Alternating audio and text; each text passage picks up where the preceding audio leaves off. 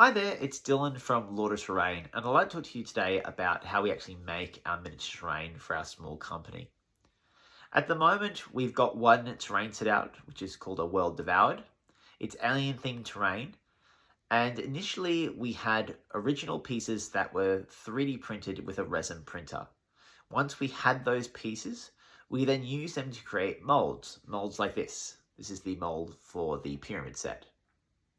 Once you've got a mold of each piece, we can then fill this up with our own resin, which is called resin casting.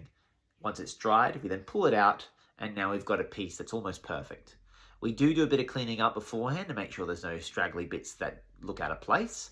We also sand it down to make sure that the base is smooth and sits flat on the table. Afterwards, we take it aside and spray paint them with a dark grey primer. The reason why we use a primer is to ensure that your paint will stick to the piece of terrain once it arrives at your place, so it's easier to do hobby with. You can of course prime on top of this. You won't lose any detail since they're incredibly highly detailed miniatures, and they've got a lot of weight to them too, so it's very hard to break these pieces of terrain. It's really great material to work with.